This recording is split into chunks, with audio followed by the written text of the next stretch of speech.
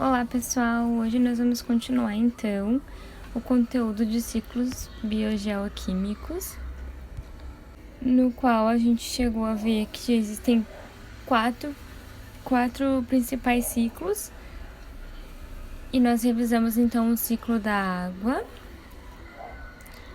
Agora então nós vamos falar sobre o ciclo do carbono, que é um ciclo biogeoquímico que garante a reciclagem do carbono, possibilitando então que esse elemento ele interaja com o meio e também com os seres vivos. Nesse ciclo, nós vamos verificar que o carbono se movimenta pela atmosfera, litosfera, hidrosfera e biosfera, que nós também já vimos o que é no vídeo passado, sobre os ciclos biogeoquímicos. O ciclo do carbono, então, ele pode ser dividido em dois principais ciclos, que ocorrem, principais e únicos, né? Que ocorrem em velocidades diferentes, sendo então o ciclo geológico do carbono e o ciclo biológico do carbono. Esses dois ciclos, então, apesar de serem mais fáceis de compreender separadamente, eles estão interligados também.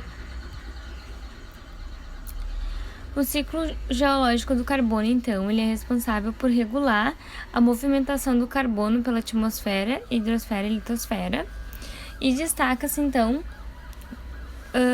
esse ciclo como o mais demorado, né? O carbono, como a gente sabe, ele é encontrado no solo, nas rochas, nos ambientes aquáticos, como também nos oceanos e na atmosfera. O gás carbônico, então, que é o CO2, ele está presente na atmosfera e ele é solúvel em água.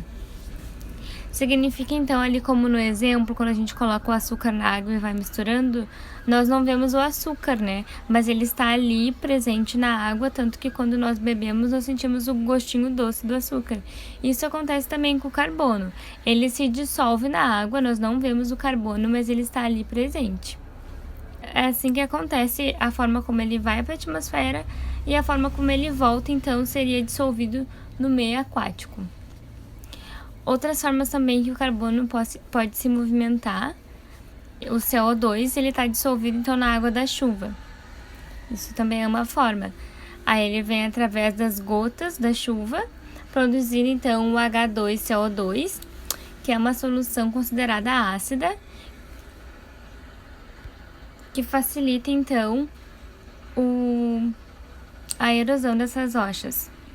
Aqui eu tenho uma imagem que demonstra o processo de intemperismo.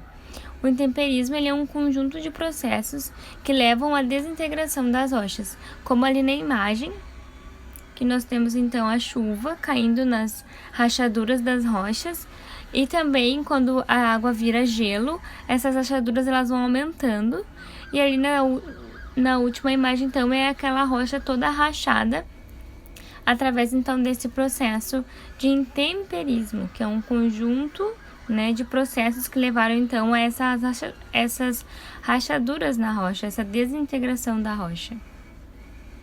Ok?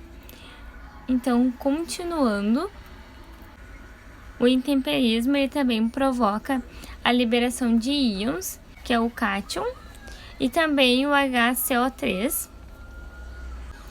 Esses íons, então, eles podem ser levados para o oceano e sendo utilizados por alguns organismos marinhos na formação das suas conchas, como aqui na imagem.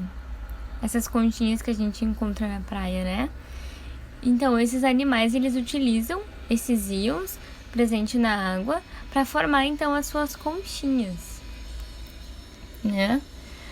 Quando o animal morre, então, ela fica depositada no fundo do mar, né, no fundo daquele ambiente, e elas vão se acumulando, né, vão sendo várias conchinhas, fazendo, então, parte de fazendo um sedimento no fundo do oceano, né.